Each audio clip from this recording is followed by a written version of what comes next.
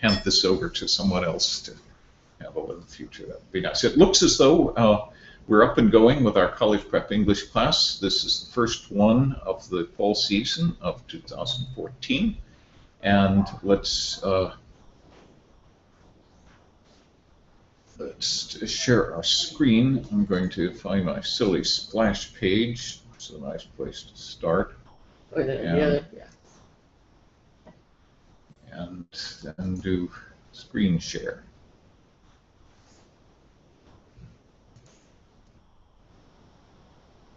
Okay, we are now sharing the screen, and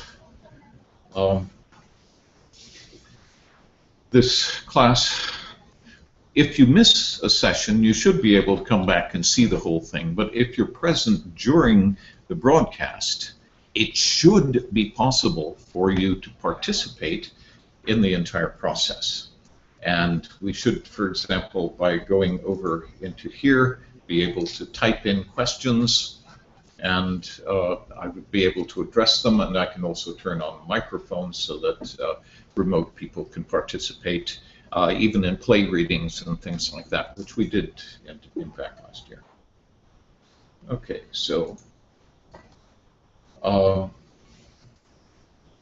this is all theoretical, and as I've mentioned before, the technology is never given an opportunity to grow up and become solid. As soon as it's been around for a while, some boffin with a new idea comes along and says, well, let's improve this little bit, let's improve that little bit, and every improvement is a downgrade in some other way, and so it's in constant flux, and we can't rely on anything, and I apologize for that.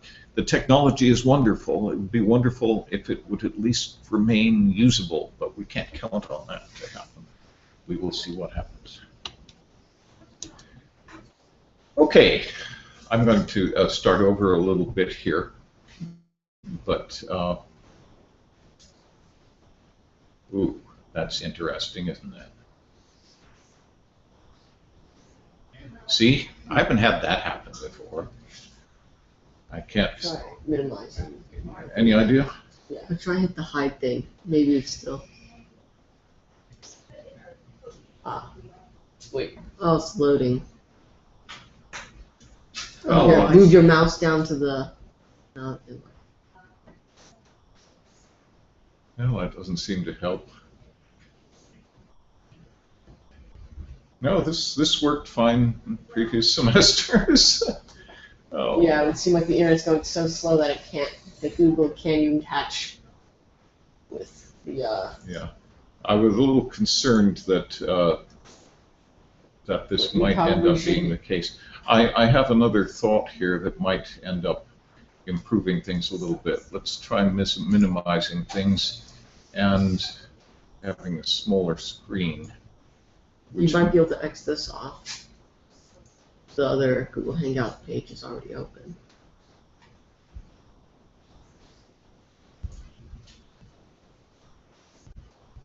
Okay, I'm going to try this smaller screen. It looks as though that may work for us.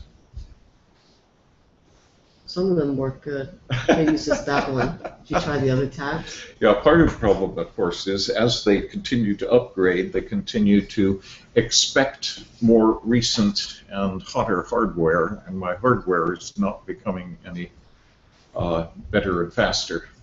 And so that may be part of the problem. But it does look as though we're going to be able to do something here, and I assume that this is broadcasting. Okay, so we will work with a slightly smaller screen, and it will probably work just fine. This is what you folks have all received. This is the agenda. Generally, I'm going to have an agenda before class, and then usually after class, whatever we talked about in class, I'll try to consolidate, and if indeed we've decided to go off in some new direction, I'll provide links and resources.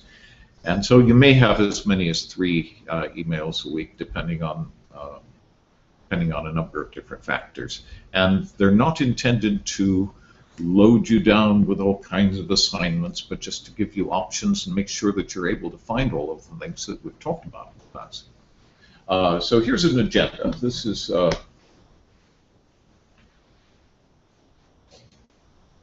the agenda for the class, and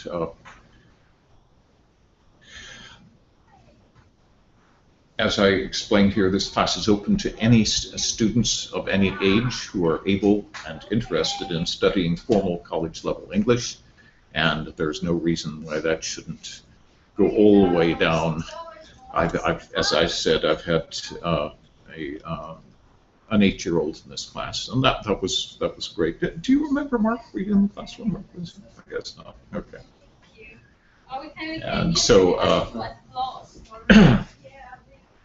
I want as much as possible to make it comfortable for students with any kind of learning styles. If you learn better with paper, that's fine. If you are comfortable, as I'm rather hoping most of you will be, with the keyboard, then I have a lot of resources there that I'd like to share with you, that you folks are familiar with. For example, we may, I put together some plugins here that, for example, will allow you to do Google search, dictionary searches, and Wikipedia searches, and so forth, with a right click when you're going through material. This is so much better and so far superior to doing anything with a physical dictionary, being able to just pop it up like that, cut, paste stuff out of it. Like my dad said, when he said now you can just, like, for example, when you're doing research, he said I had to go to the library, look up all these books. Now you can just Google it or look it up on Wikipedia. Absolutely, and it's almost all out there. Yeah. The exception being it's a relatively tiny area of that which is under copyright. Now, I shouldn't say tiny, perhaps, because that, of course, is what's going on in the current publishing world. But the current publishing world is tiny compared to the vast troves of knowledge that have been amassed in the world of literature since the beginning of writing. There's just an enormous amount out there, and most of that is all available and in public domain. Even among those works which are under copyright, we'll probably find most of them are out there. And I won't make copies of them for you, but I'll probably put in links, and we'll be able to find things. Okay, as I said, the use of paper is acceptable but discouraged, along with quill and parchment and stylus and clay tablets. They're all sort of in the same category, if you see my point, and I don't think that's going to be a problem for any of you folks here.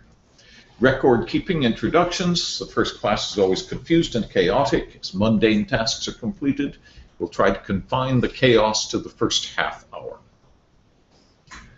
which we have passed, and so we're up and going. Here's the textbook. There's a link to the textbook. You can buy it from EIE or online, and there are parts of it that are in the classroom. Specifically, when I see problems arising in people's in students' writing, I can link right into the specific part of the textbook that addresses that issue, and so we'll find that's taking place in here. Okay, and this is just a brief summary of what we covered last year, and Jack and Dawson were here last year, and you can probably realize quickly that there are a lot of things that are missing up there. I didn't get them all. I just tried to think of the big ones. We did 3 Shakespeare plays.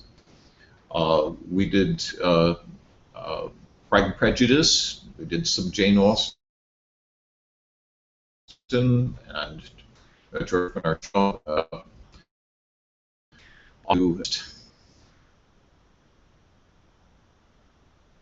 And inspiration and a good deal of Tolkien, lots of material, and this is material by people who are generally regarded as masters of the language, and he, of course, is one of the great ones. Who is that? J.R.R. Tolkien. Tolkien. Where do you folks stand as far as Tolkien is concerned? Have you read it all? I've read The Hobbit, and I'm currently reading Lord of the Rings series. Mhm. But my dad loves J.R.'s books. Yeah, our whole family loves it. Yeah. Yeah, he's read all of them, not just like the Lord of the Rings, but he's read like the Silmarillion, Mhm. the Hobbit, and like some other extra things. There's a lot of other material that's out there, and it's a fascinating study. Unfortunately, it's not really given the regard it should be, perhaps, as far as literature is concerned. I was watching a lecture by one of my favorite literary critics, Terry Eagleton. I think you folks may have seen some of his material, in which someone in the audience asked him where he stood, having been talking for a while about where he stood on Tolkien. And his response was that he hadn't read it, that he didn't have time for Donish whimsy, as he called it, because it wasn't really literature, it was something else. That's a hard thing for me to fathom, or indeed, I think, for anybody who's actually. But we won't ignore his come things. And there are a number of different ways in which one of which is to watch interviews, lectures, debates by people who can really do it. And then we can do it ourselves. We can then also write in many different things. Wants to go beyond fiction, and indeed, it's at other forms, and we'll see what other forms by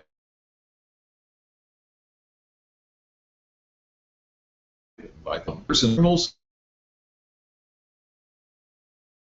and practice both formal academic English, and had fun doing it.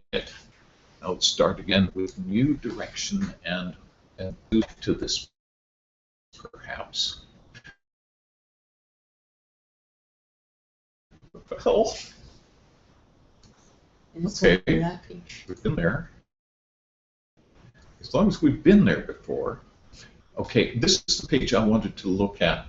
This is the page. And bear with me if you've seen this before. There's the online classroom textbook. And I like this quote. I think I'll throw it at you again. Apologies to those who have seen it before. Thomas Edison, in answering a reporter who asked about the right to have responded, here, we're trying to accomplish something. However, his response breaks the one rule of our classroom: language must comply, which did not. And particularly the assumption that rules are often antithetical to Edison's response are consistent with the spirit of this class. About to anyone, but one of the problems with a class with multiple level ranges of ability, it may be challenging. It may be more than you're prepared for, and from time to time, quotidian and frivolous past what we're studying. We'll try to cover all of that. Folks are all, I think, probably we'll see how that works, and it's nice to have a variety and improves things. I mentioned here Andrew Padua's excellence in writing, sort of nothing, and as such may indeed have a place, but I think it's more important to look at real mastery and try to glean oneself what makes it masterful. rather than simply looking at lists of added material that one can put into a sentence to embellish it and link various parts of the sentences together. We can do that too. Okay, and then here the required equipment. I don't think he's going to have any trouble with that. One thing I would like everyone to have, though, is dictionary. And that means any kind of handheld device, if you have one, which is linked into a dictionary, or the old-fashioned physical dictionary, if you like. Did you know, I'm just discovering these things, did you know that there are dozens of slide rule apps for Android? I mean, isn't that sort of an anachronistic, you know? Yeah. Android, and it uses slide rule. When you could have just used calculator. Calculator, exactly, exactly. I gather that this semester there's a class in cursive writing.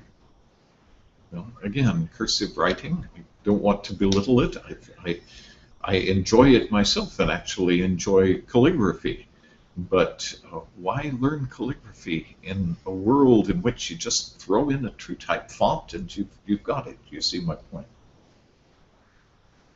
Okay, 2 basic assumptions. It's never wrong to use language well. If you can write well, it's always easy to write down to your readers if necessary. It's an insult and a disservice to your readers to assume them always to be either uneducated in English, illiterate, or demented. And I'm sorry, but that is the assumption that one has to regard as existing in so much editing and so many textbooks and so much that is generally published. Let's make sure not to put anything into it that will baffle a 3rd grader. And if you do that, we end up stultifying the material itself and demeaning it, bringing it down to a level where, in fact, as I put it in the next one here, well, let's just look at some of this. Is demeaning to both the author and the reader. It reflects a growing tendency, at least in the U.S., to abandon, suppress, and to prevent the perpetuation of much that is great about the English language itself. Nonetheless, such are the guidelines that most publishers follow. It is therefore not in the least surprising that many ostensibly educated individuals rarely encounter and scarcely ever use more than the most basic rudiments of the English language. This is not to say that skill in sophisticated verbal expression is not needed for college, nor the SAT, TOEFL, and AP college preparatory exams. Only that, in an environment of simplistic and popularized usage, such skill is hard to acquire, and one must make an effort to find and study it. Do you understand what's being said there? So this is again where I'm asking for your help. If you can help me find more examples that, of language used well. One of the problems, one of the ways of looking at the problem is so many words that are so much a part of our everyday vocabulary, at least the everyday vocabulary of many Americans, and certainly in public schools, is constrained to just a few hundred words, and maybe even 20 or 30, which are used and overused so much that they no longer contain any meaning. I think about it as used chewing gum. It's lost all its flavor, throwing around words like awesome. And yeah, that's number one example I think of when you say like words that people use too many times. Exactly. And like, the word like, when used as a filler, when used as punctuation, as is so often done It's not as though it's bad, it's the direction our language seems to have taken, but it doesn't convey much in the way of meaning. There are so many wonderful words in the language. I think about it like a house. We've got this big mansion. Yet you only use one room. And right, we're living in the closet under the stairs is what we're doing when it comes to American vocabulary. It's so constrained, and unfortunately, it's become an objection to using language which is not commonly seen. Of course, why is it commonly seen? Because publishers, and for that matter, screenwriters, and everyone is trying to dumb it down to a level where it's not going to bother anybody. And then SAT throws away a large part of its vocabulary as words that are not used much anymore. Well, again, this is the result of poor education. And the more we do it, the more we're perpetuating that poor education. And so let's look at words as they've been used historically, as they are still being used in the great universities, and incorporate those and learn how to use them. We always have the problem of defining our audience and trying to write to that audience, making sure your audience is going to understand it. But there's more to it than making sure your audience will understand it. The definition of what is correct English. Do you remember the definition I presented in previous classes? Not sure. It's a little tricky. It's actually quite simple. It's that language which can convey the meaning to your intended audience, but also the impression of the speaker that you want to convey. So it's the meaning and the impression. Now, if you're writing a college essay, a college admissions essay, don't write down to a third grader. This is an insult. If you can make that reader go to the dictionary once or twice, it's probably going to do you good rather than bad. You see what I mean? And so let's not constrain ourselves when we have an audience who should be expected to understand words.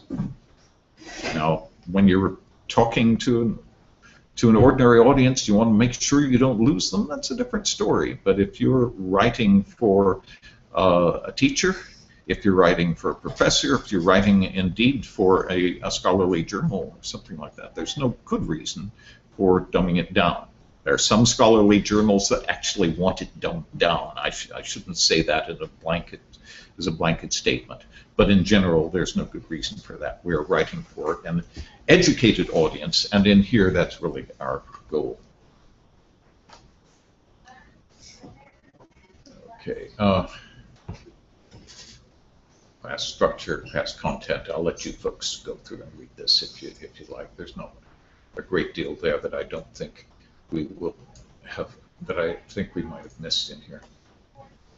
Okay. We've looked at the assignments form and the vast quantity of material in there. Before we go any further, I do find I suffer from logorrhea from time to time, that is to say, excessive prolixity? No, just talking too much.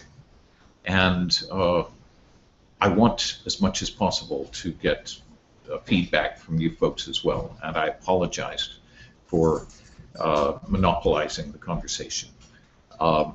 We've got a little bit of a glimpse at the goals that Dawson and Jack have drawn for themselves, which is wonderful, and I would like to go in those directions, certainly. But do you two have any specific ideas in mind, goals in mind, that you would like to achieve? It's just really just to write better, and to help with prep for the SAT writing and ACT. Yeah, pretty much same thing. But I do like fictional writing though. Okay. Well, let's look at both of those, and we'll also be trying to work on the use of language here in the classroom as well. Because I've always felt, and indeed some of the great writers have said exactly that, if you can speak, you can write. But can you speak? And let's find people who can. A lot of people, especially in this country, make the assumption that everyone makes mistakes in their spoken word. And indeed, to some extent, that's the case. Maybe. We're going to look at speakers who don't make mistakes.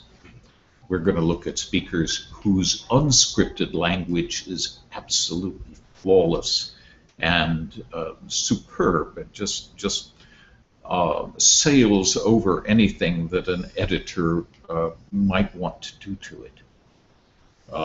One of Hitchens' editors once said at one point, when asked what kind of editing was necessary in his work, once in a while I'll have to put down a simple declarative sentence just so his audience could follow.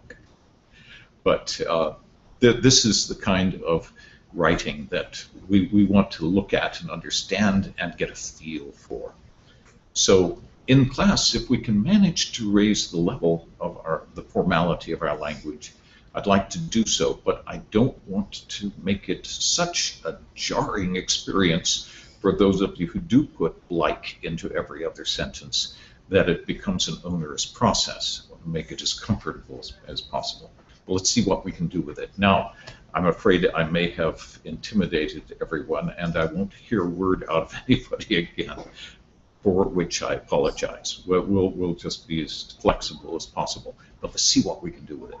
Does that make sense? Yes. Okay. Anything else anybody would like to bring up, suggest, request, or criticize? I have a question about the homework, like for how the homework work. Will you email it to us, like after class, or? Okay. The homework will consist of a number of things. For example, tell you what, let's, if I can get to these pages, this one is the assignments form. Let's go down here and look at, I hope this loads. I'm just taking a random assignment sheet from last semester. Okay. We go off in various different directions. Somebody came up with the concept of let's debate happiness in the abstract as a life goal, and then I threw out some suggested sources: Epicurus and the Epicureans, Conquest of Happiness by Bertrand Russell, Four Noble Truths of Buddhism, and of course I'd like everybody else to come up with other sources as well. And I threw in The Baffled Grumbler, which was a delightful piece by William S. Gilbert. Oh, don't days seem lank and long when all goes right and nothing goes wrong? And isn't your life extremely flat with nothing whatever to grumble at?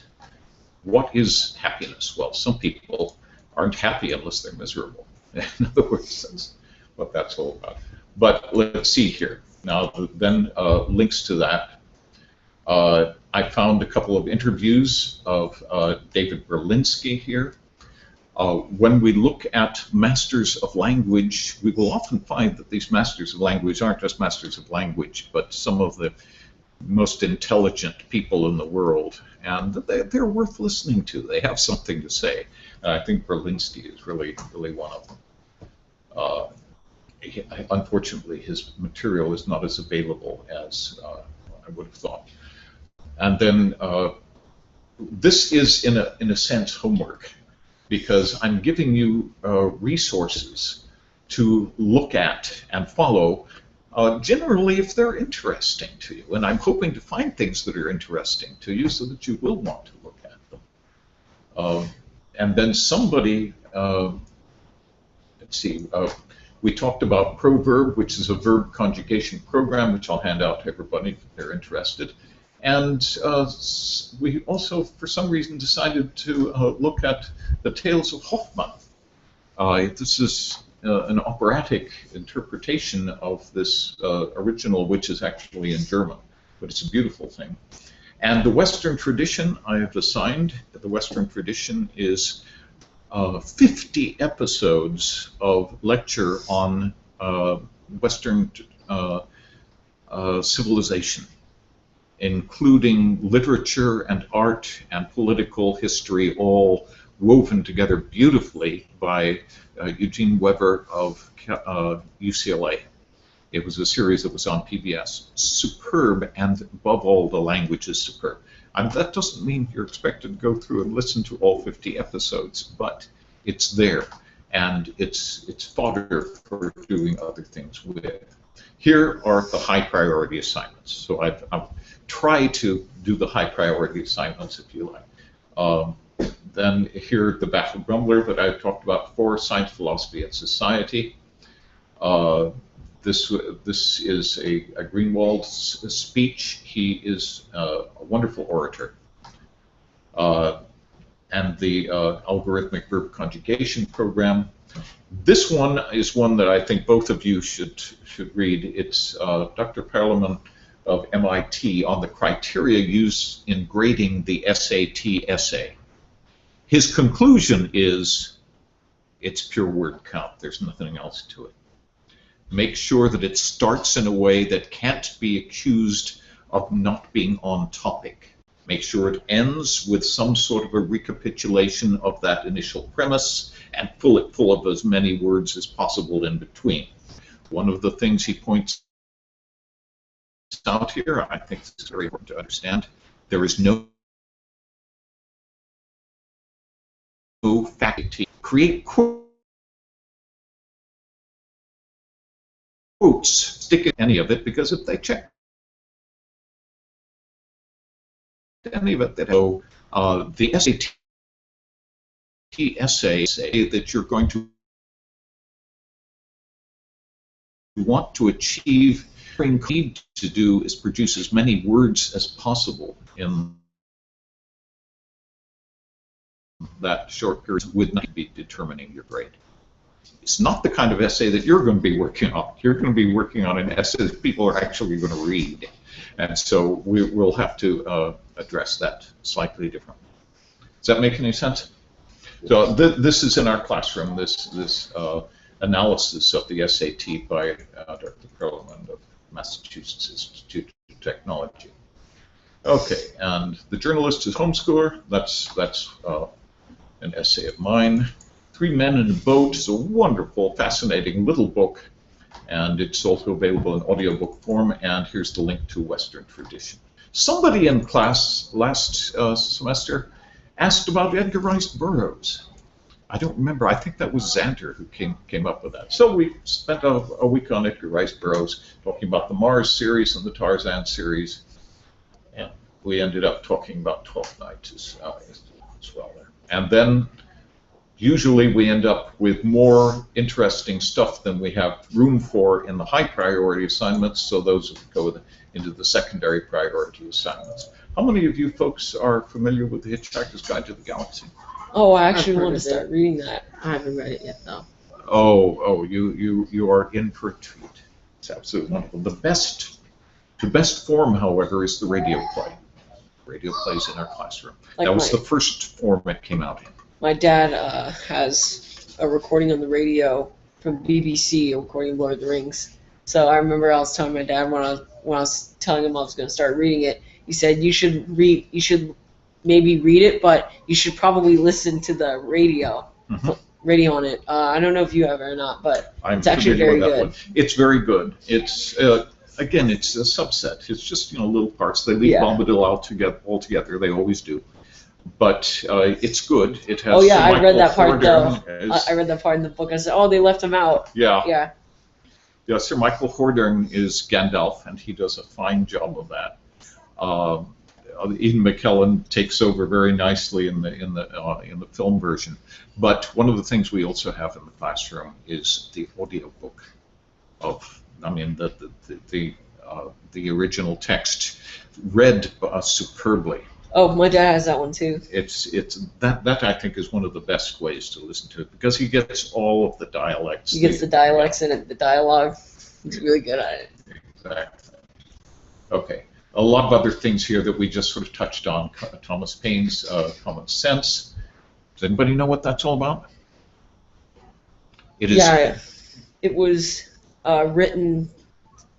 It was written during the Revolution. Oh, before the Revolutionary War, telling why the Parliament was what they were doing wrong. They're saying it takes common sense to realize, right, or something like that, right? Yes, well, really, in so many ways, common sense is the reason the American Revolution took place. It inspired the Declaration of Independence. Much of the Declaration of Independence was taken directly from that pamphlet, and it was a little bit rosy and optimistic, but ended up working out right. I mean, he really was saying, well, we can do it. We can take on England, and it was. He was not really terribly realistic about it, but it ended up working. And Oxford Union debates, some of those are wonderful. And this is another debate with a particularly remarkable debater here who's no longer with us. Macefield's poetry. Anyway, this, in answer to your question, this is homework. But what I'd like to do is make sure that it's homework you want to look at, because I'm not going to grade you on what you've been reading and listening to. The grading, I've been pushed into giving grades in this class, which I've been reluctant to do whenever I have students who have not got an A. I can't bring myself to give people something other than an A, and so I've either not been handing out the grades or I redefine the class somehow in some other way. So I'd like to make sure everybody both deserves and receives an A, but we want to make that happen by making the content interesting. Unfortunately, I've been pushed into this grading process. You've got to give grades, and the only way I could think of that was really a comfortable way to do it was the number of acceptable projects that you hand in. And what is an acceptable project? Just about anything you write. Also oratory, debate, recitation, and for that matter, I've ended up giving credit for various other unexpected contributions that have taken place in class that I simply felt were deserving of credit. And so I have to keep some sort of a tally. I have to do some sort of bean counting. That's what they want me to do anyway. So that's defined up here. Where is it? Let's hope I can get to it here. The textbook. Something or other that take some time to load. It's probably this one here. No. There it is. And so just arbitrarily 12 projects per semester for an A, 9 for a B, 6 for a C, 3 for D. Not nice, straightforward, and I just want to make sure that everybody gets something like that done. And I don't think, as I so often said when teaching my college class, I don't want to worry about grades. This is a fascinating subject. If I can manage to convey that fascination to you folks and engender some similar enthusiasm on your part, I won't have to worry about grades, and you won't either. So let's see if we can do it that way. Just help me out and help me try to find things that are fascinating enough. And then this bean counting is not really going to be of any significance.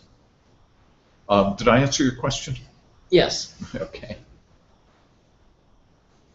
Okay, if there are any other things you want to bring up at any point, do so. I will go on to what I have here in the agenda. This is the vocabulary journals. Now, I've been having students just keep a list of every new word that is encountered. And I will also make a point of throwing words in your direction that I think are probably going to be challenging. If we start listening to the language of academia, And a lot of it's fascinating, and academia doesn't have to be dry. Scholarship can be utterly resplendent and coruscating in its fascination. But you're going to encounter new words. So to eviscerate, a sleed, what is a writ? What does it mean to be vested with something? What is despotism? Inducement, you probably will know that. Yeah, I know that one though. Yeah, Very it's a good. bribe. Very good. Emolument, well, that's a nice one. Blitz, taken from the German, of course, means literally lightning in German. Juxtaposition, to usurp. Okay, this is a really nice list that Diana came up with. And this is exactly what we want to do. And what I really want to do is put these, the way I tell people to do it is just create one and then put all of the rest of them in as replies to the first one. So each one of you will just have a long list, as for example, my list here. And I don't necessarily recommend that you look through my list of vocabulary. A lot of that is not going to be terribly useful in most situations, but I make a point of putting down there any words that I encounter that I don't know or that I feel that I should know. And that's not necessarily, you don't want to delve into the jargon of different fields of study. We don't need to know all the medical vocabulary and things like that, but standard vocabulary as it applies to history, literature, basic language usage, we do want to understand. And we're going to listen to lecturers whose active vocabulary exceeds our passive vocabularies. You understand the difference there? Yes. And you're going to find your active vocabulary is growing, but your passive vocabulary is way out there and becoming more and more all the time. When you're addressing an audience, you want, for the most part, to remain within their passive vocabulary, but be perfectly comfortable surpassing their active vocabularies. It does them a lot of good to hear words that they themselves don't necessarily use, but which they understand. And if you surpass their passive vocabularies, throw in a synonym or two so that they can follow you along. And we'll see how much of that we can. Okay, so that's our vocabulary journals. Those are on the main class, on the main page. Okay, and this one is the Writers Forum. This is where I'd like you to be putting your projects, in the Writers Forum. It's got an entry on the main page. We can go and look at it. Over the summer, Diana and Micah have been handing things in, and I think, and then here we go back into what was happening last year. One of the advantages of doing things this way is that I feel justified in putting quite a bit of time into analyzing and commenting upon your work, because I know that this commentary is not just going back to the author of the paper, but is shared by the other people in the class, and it has more influence and more effect. And therefore, you find this forum, for example, to be a wonderful source for language commentary and language editing that will help a great deal if you just want to look through some of these things and see the kinds of mistakes that arise and how they're solved. Now, my solution is not necessarily the only solution. I've done a lot of editing in the past, and still do. I have a number of clients who are forced to publish in English, and in Japanese or Taiwanese, their language isn't quite adequate for putting together papers that can be published in English, and so I do a lot of editing there, just to come up with something that's polished enough that it will go straight into a paper without any editing. And so that's the background I bring to bear on this. One could easily approach it from other directions as well, and I invite you to please present your perspectives on it and your thoughts about what should be done to papers to make them more acceptable. But what I come up with generally, the results is will be something that can go into an academic journal. Okay, let's look on the next one here. There used to be a clock on that wall. Now it's over. Now it's over there. Okay.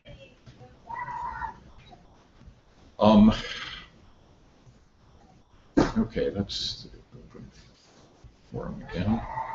Okay, this is an example of a paper that was handed in. This was handed in a week or two ago by Diana, and Diana's English is interesting. It's solid, but you can tell by her mistakes that she's not a native speaker of English. This, in a way, gives her an advantage, because American native speakers of English learn or mislearn so thoroughly that it's very hard to fix the mistakes, the colloquialisms that creep into our language, whereas many foreigners who study the language don't suffer from those, but they suffer from different problems instead.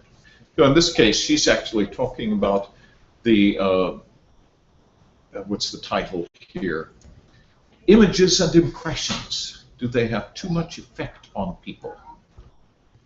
And so indeed, she talks about here, it's hard to determine what is actually real and what isn't, because you can muck with anything. So I threw this one up here. That's a picture called What If We Lived on a Blue Moon? And also something that can be misleading. This is not a photoshopping. This is a town in The Hague, in the Netherlands. It's a tourist destination. And it's absolutely beautifully done, fascinating, an entire city produced on a tiny scale like that. The trouble is, all the pictures of it look very much like this. And when you actually go there, you find it's just so packed with people you can't see anything. And just very, very different. Anyway, this is an example of the kind of commentary, the kind of correction that I tend to put on papers. In many cases, I'm not going to correct everything that's there. There may be mistakes, and you just don't want to see that much red on a paper popping up. It's not appropriate. But I want to address the more important issues, and the overall flow is important, as well as the language that's used. Do you address the issue? Do you hit it from both sides? Do you draw reasonable conclusions based on what you've presented? Those are just sort of general import in any kind of an essay. If you're writing an essay to be graded, make sure it has 5 paragraphs in it. No good reason at all, except that those are the constraints, those are the standards that you're going to be judged against, the 5-paragraph essay. Now, of course, you may be writing something considerably longer, depending on what it is. But if you've got 4 paragraphs, stick a paragraph break in there just to make it 5, to make it conform to the norms that that reader is looking for. So we'll try to do this. Okay, this is the. I look around all the time and things pop up, and when I see something useful for the class, I'll throw it in. I'm hoping that you folks will too. This came from Salman Khan just yesterday. And I like him, I like what he's done, but I have some significant problems with some of the things he does. He's teaching his child now, who's 5, and he explains here, my 5-year-old son has just started reading. Every night we lay on his bed and he reads a short book to me. Inevitably, he'll hit a word that he has trouble with. Last night the word was gratefully. I think this is wonderful. This is the sort of thing that every family should be doing. Our family, we do it. It's usually a poem at bedtime. But reading is a wonderful thing to do, and to have a child of 5 reading is exactly what one should be doing. And my daughter, when she was 5, she was reading when she was 4. When she was 5, she was reading Shakespeare. Oh. And it just went. It was just the most perfectly natural thing in the world to do. But when you look at this, what springs to mind? Jack, you and Dawson should be able to see it. Don't look at the picture, look at the text.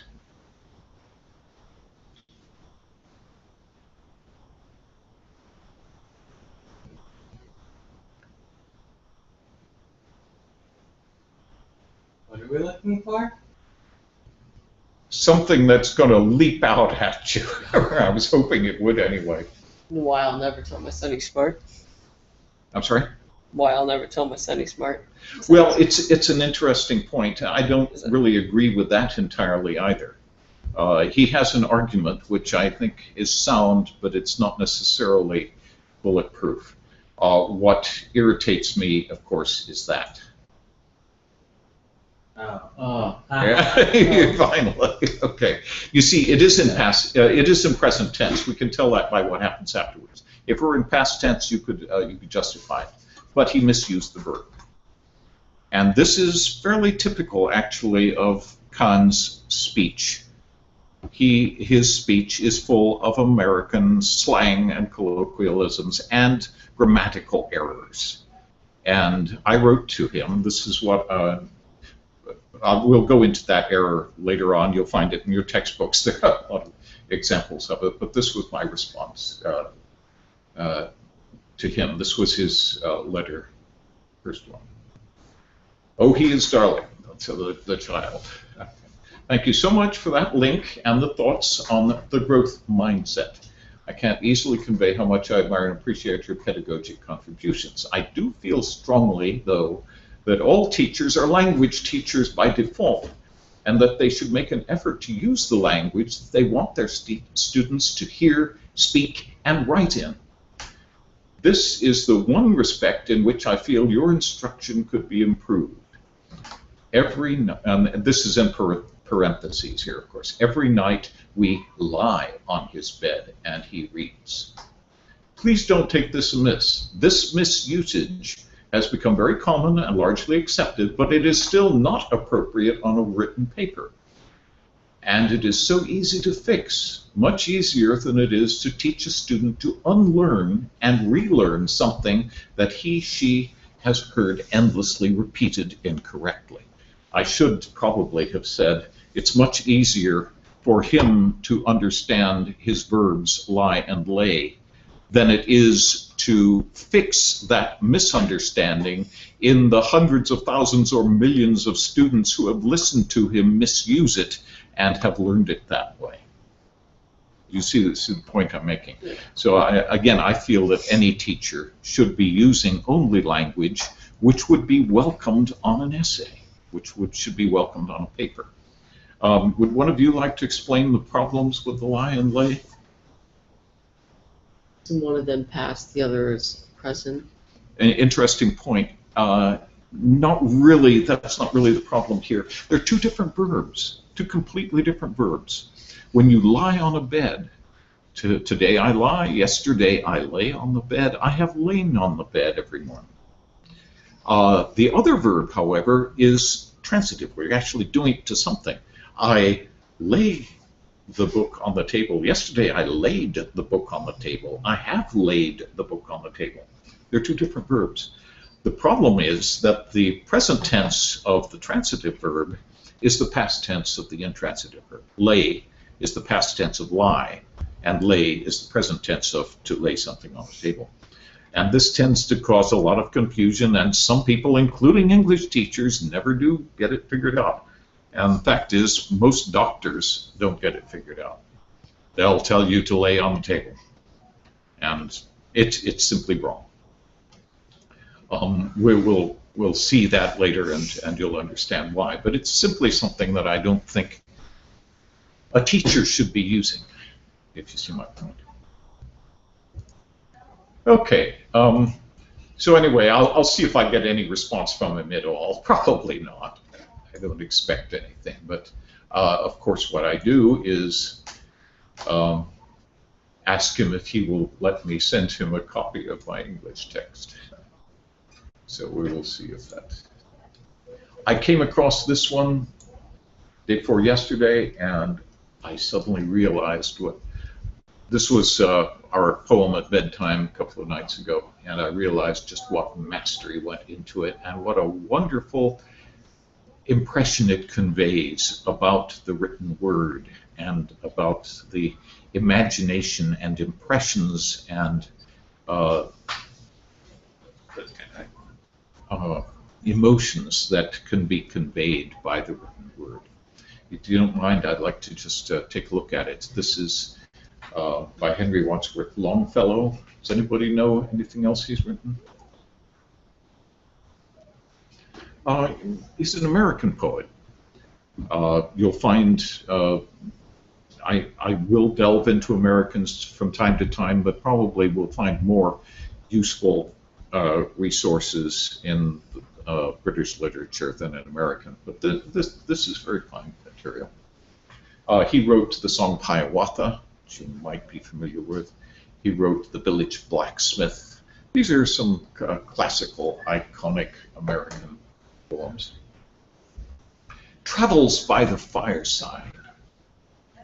The ceaseless rain is falling fast, and yonder gilded vane, immovable for 3 days past, points to the misty rain. It drives me in upon myself, and to the fireside gleams, to pleasant books that crowd my shelf, and still more pleasant dreams. I read whatever bards have sung of lands beyond the sea, and the bright days when I was young come thronging back to me. In fancy, I can hear again the alpine torrents roar, the mule bells on the hills of Spain, the sea at Elsinore. I see the convent's gleaming wall rise from its groves of pine, and towers of old cathedrals tall, and castles on the Rhine. I journey on by park and spire, beneath centennial trees, through fields with poppies all on fire, and gleams of distant seas. I fear no more the dust and heat, no more I feel fatigue, while journeying with another's feet, o'er many a lengthening league. Let others traverse sea and land, and toil through various climes. I turn the world round with my hand, reading these poets' rhymes. From them I learn whatever lies beneath each changing zone, and see, when looking with their eyes, better than with my own. Isn't it? I mean, it's very hard sometimes on a single reading to understand the depth and mastery that goes into something like that. I realize it takes a second pass, but isn't that a marvelous concept? It's just, let's immerse oneself in words and appreciate words for what they are, and the fact that words can do amazing things. Okay, we have a little bit of time left. Yes, we do. And I'd be happy to fill that with anything you would like. There's always a plethora of choices that can be made. One thing that from time to time we might do, though I don't think we really have time for it right now, is to go into a vocabulary. Here, the Spree Rice vocabulary quiz. I've used that as sort of the place to go to have fun at the end of a session when we have exhausted the agenda items. And it's just one of a number of different vocabulary quizzes. It's fairly intelligent in the sense that when you get them right, they get harder. When you get them wrong, they drop you down and make you get easier again. And we generally make a point of, let's see if we can get all the way up to 50 before the end of class. There are several others here. But I recommend doing that. Let's not take time for it now. I think it only happened twice last year that we ended up getting into free rice, I think. You folks played it a good deal, didn't you? Yeah. Great. It's just a wonderful way to acquire more vocabulary. Let's look at some of the other things that are available here in the classroom that we put together. Grammar reference, lists of grammatical errors and so forth, the subjunctive voice. We'll be talking about that to some extent, although I think it's much more important to understand it and to use it than to really study the mechanics of it and the nuts and bolts. This area is very useful. Directory of open access journals. Hundreds of thousands of scholarly papers, all available. Most of them dry as dirt, most of them not terribly interesting, but useful for looking at things and researching things and getting a concept of what is necessary to produce something that will go into a scholarly journal. The Journal of Unschooling and Alternative Learning, that's one specific journal which is really rather interesting because it goes off in a completely different direction that is very appropriate for what we're covering here in the homeschooling environment. And then some of my favorite writers. Now, I hate to do that because I find certain writers just appeal to me, and I enjoy their fecundity immensely. In other words, this is where you pull out your dictionaries and take a look. I'd like you to help me find more, because the ones that I find tend to be in certain little realms, and I tend to create a gutter that goes to them and to ignore the rest of the world. But Jonathan Miller, Dr. Jonathan Miller started out as a neurologist, medical doctor. Then he went into acting and directing, and has produced and directed many major works, including most of the major operas and Shakespeare productions, and quite a lot of other things. He's a fascinating character whose language is utterly flawless. He's done a number of documentaries. One of them is called The Body in Question, which is in our classroom. The Body in Question is about anatomy and physiology and medicine. And indeed, he's well qualified to have written it, which he did, and presented. Note, however, he does not work from a script. He doesn't have to. His language is perfectly adequate without the script. And you'll find that not even when he's presenting something like that, which I suppose he could have memorized, but when he's speaking in an interview, his language is something one needs to listen to and absorb. And I hope you will get a chance to do that. Wonderful. He's done several other documentaries too. I think you folks remember the Zoo in Winter. That was one of his early ones. Beautiful. Terry Eagleton, world famous professor of literary criticism, and I recommend and really anything that he's done. He doesn't do enough. Both of those just don't produce as much. Notice, however, that I just discovered, I put in our classroom, a new lecture by Jonathan Miller. I just discovered it this morning.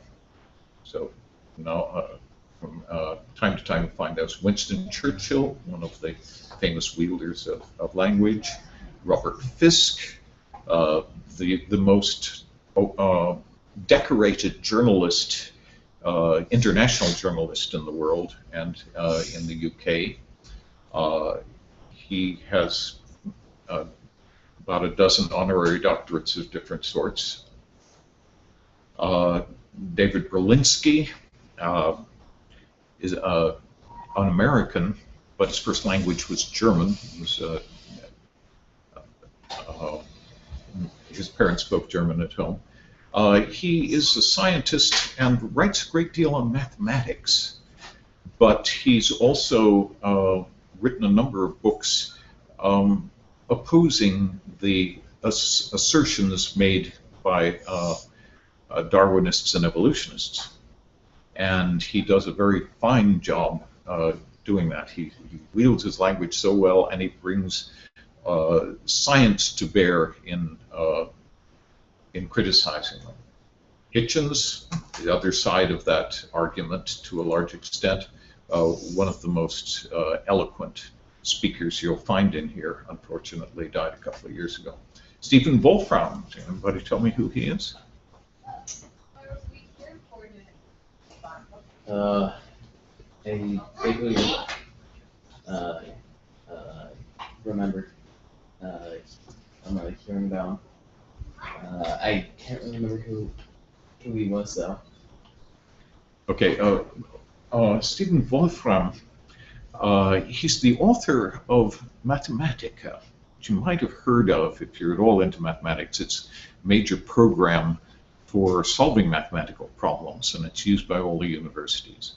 But he's one of the great minds of the 20th century. I mean, he's still alive, but he's gone off in some other weird directions recently, which are not by the academic community really regarded as having a great deal of validity yet. Perhaps they may in the future. But he started at Oxford University at the age of 17, and then received his PhD from Caltech at the age of 20, which speaks not so much for Wolfram himself as much as it is a real endorsement from for Caltech that they will recognize brilliance and genius and step aside and let it go forth. There are so many educational institutions that will absolutely force everyone through the letter of the catalog. You've got to have done 1,700 hours of lab work, that sort of thing. My elder daughter finished here at EIE. She did her, she graduated high school and junior college simultaneously at 16. And then she went on to study and major in English. However, it took her until she was 20 to actually get through all of this, the hurdles and the requirements and the prerequisites that were necessary. Academic institutions do not like people going at their own pace. And it's a dreadful thing that ends up really enforcing more the compliance and conformity than the scholarship and intuition and creativity aspects. And I really want to encourage the inspiration and creativity if I can in here. A little hard to do because it's much harder to teach than it is to teach conformity. It's easy enough to say everybody do the following. It's much harder to say, okay, let's all be creative. Well, how do you be creative? You can't just say, okay, here's a Beethoven symphony. Producing that again is not creative. We would need to absorb it. We need to look at great inspired work, and having absorbed it, transcend it. See if we can do something even better, if that makes sense. Other people we have up here, Stephen Wolfram, not the greatest speaker in the world, but he does a fine job. Bertrand Russell, one of the great minds of the 20th century, broke ground in mathematics, and also wrote a book on the history of philosophy, and went off in many different directions. Just another person with many different skills and so forth. Stephen Fry, we have to be careful with him. He tends to land in the gutter so much of the time, but his language is superb, and he's quite a writer. He also did a translation of Mozart's Magic Flute, which I think is one of the best that I've seen. Greenwald, he's in the news all the time right now. A very fine speaker, and relative to most of the other speakers, he can just manage so much more effectively to get his point across because he knows how to find the right words at the right time and express them correctly. And that's the kind of thing we want to be able to listen to. So this whole section here, I think we're going to try to find, you'll find that these same names keep reoccurring in everything that we're working on. I read a little bit of that one. How to tell a story. Okay, which one? How to tell a story. Yeah, I don't care that much for it actually, but it's one of Twain's favorite. Twain is a mixed bag. Twain did some wonderful things, but he also had to write to order a great deal, and a lot of it really doesn't come up to the level of competence that he's established in others. He has his brilliant areas, however. Lincoln, of course, he did wonderful things with language. I'd like to look at the Gettysburg Address at some point. We've already done that, of course. Anyway, lots of things there. A few essays.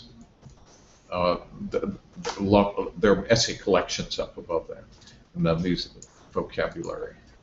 Literature, vast collections of literature here, and I don't want to inflict all of this upon you. You may have come across A Brief History of Time by Stephen Hawking, another one of the great minds of the century, but for various different reasons, not one of the greatest speakers. You do know who he is, right? Yeah. Okay, he speaks with a computer. He's unable to speak anymore. Okay, let's wind things up with a little bit of perspective on the class itself. I want this class at least to cover the basics of grammar and verbal and written expression, and I think we'll be able to address that in all kinds of different ways. We don't have to follow a textbook to do that. We can just as easily talk about anything that is deserving of discussion and is inspiring to everyone here, as long as we address it and treat it using formal language. And so that opens the doors to anything you'd like to cover. It sounds to me like Douglas Adams, that you folks were talking about jumping into, I endorse that thoroughly. He's a wonderful writer. I have to put that past tense, unfortunately. He died some years ago, much younger than I am. Produced so much wonderful stuff. So I really recommend looking at Douglas Adams. You folks have both read the Douglas Adams, haven't you? Well, I'm about halfway through reading the Hitchhiker's Guide to the Galaxy. Okay, The Hitchhiker's Guide to the Galaxy. How many books are in that one now? Oh, Hitchhiker's Guide, 8, The Restaurant right? at the End of the Isn't it like Universe, 8? So Long and Thanks for All the Fish, Mostly Harmless. I can't remember. I think there's like 6. Yeah, and I thought there were about 4 or 5. I'm not, yeah, but I'm not quite sure. the audiobooks there again are wonderful. If you can find them, we can certainly dig those out. So when it comes to comic writing, he is absolutely wonderful. But of course, whom did Douglas Adams name as the greatest comic writer of the 20th century? Yes, he did. Exactly, Woodhouse. Have you heard of P.G. Woodhouse? Okay. This is someone I would like to introduce to you. We did a good deal of Woodhouse last year, and so I don't want to belabor him, although I never get tired of listening to Woodhouse. Woodhouse was an incredibly prolific writer. He was known to produce on a regular basis 8,000 words a day. Think about that for a moment. 8,000 words a day. Have you tried writing a 1,000-word essay? This is really an astounding output, and yet it all comes up to this wonderful level of, well, I won't say all. Many of the great writers really don't achieve their maximum all the time. Some of it's a bit quotidian and prosaic, but they rise to the occasion when necessary. Okay, those are just some other ideas. Do you two have any specific directions that you would like to suggest? No, not really. Yeah, I'm good with anything. Okay, well, we will jump into things. I'm going to try to make sure to not to cover the same ground that we've covered last year, but those of you who did see the material that we covered last year, I rather suspect that might imply other directions that we could go in, and perhaps you can bring those in. One thing I'm going to be bringing in is examples of high-quality essays, so that we can look at those and understand why. And of course, when you start reading these, the first thing they say there is, well, you're all going to be too smart to plagiarize any of this. Well, yes, of course you are. But let's understand what plagiarism really is. And also understand that there's really no point in it. Once you have achieved the level of competence that I'm hoping you will all achieve in here, you'll look at the subject matter, you'll look at papers, and you'll say, good, I can do better than that. And your writing can transcend what you are reading. And you can take a number of essays of different sorts from different sources and cite your sources, expand upon them, and do essentially what one is expected to do in a research paper. That is to find material from different sources, synthesize it, expand upon it, draw conclusions based upon your research, and then express it in original ways. And you're going to find that it's just as easy to be original in your expressions as it would be to copy somebody else.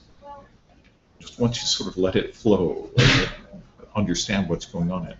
You find in the beginning of this book, I'm talking about compliance, complying with the standards expected in language, using the collocation is another word that we're going to have dictionaries in here. Collocation is the matching of words that work together in the language. For example, to harbor resentment. You use the word harbor with the word resentment. You wouldn't want to match it some other way. That's a sort of a standard method. And so we need to understand the standard ways in which you have a loathing of something, but a distaste for something. That's collocation. We want to know that it's loathing of, but distaste for. Why is it? Well, it's just become a standard. So we want to know how to comply with those standards, but we want to be able to transcend them. If you read so much, if you read journalism, you'll find that so much of it is so pedestrian, so predictable, that there's very little original. There are perhaps very few original sentences in much that is being written. But if you read the great writers, the good journalists, Robert Fisk, for example, you'll find dozens of sentences in his works that would exist absolutely nowhere else in the world. And of course, how do you find this out? You stick them in quotes in Google. And that's one of the best ways to determine usage, is using Google to see what else has been done out there. Okay, I don't know the general interest here. I'm going to be having another class after this one, as I have in previous semesters, and it's going to be music. I like to call it speaking music as a first language. But it'll be music theory, but music theory hands-on. We tend to use a keyboard, but I welcome anybody to use whatever instrument they feel like bringing. We don't read music. We will eventually. We'll probably write music before we read it and see what we can do in our heads. So I just mention that if anybody's interested. I know Jack's going to be involved in that class. So let's wind up today and tell me if I've missed anything besides having spoken too much and not given you folks an opportunity to express yourselves. No, I don't really have anything, any comments. Okay.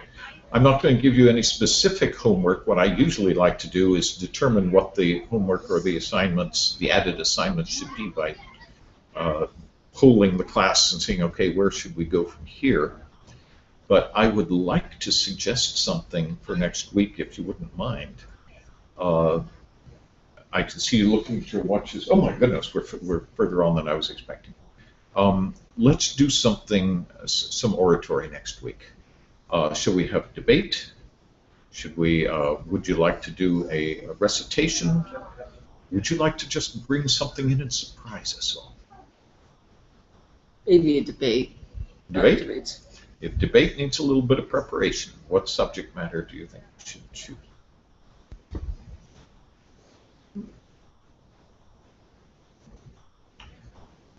Okay, I'm going to leave it open, and we have on our main page here, we have an open forum as well as a writer's forum. And you can just go in that, and if you'd like, post suggestions. Go ahead and post them in the writer's forum if you feel like it too. I know that we'll end up seeing those. Okay, I apologize for running over so much. Last time I looked, I had 10 minutes. Suddenly, it's 25 minutes later. Okay. Okay, we'll see you folks all next week. I want to make sure to get you all online so that you can find the material in the classroom and post your questions and so forth. And I'll go ahead and start putting together reading lists and watching lists and so forth. See how it goes. Okay. Any questions? No. Okay, great. And again, I apologize for running over. Okay, so next week.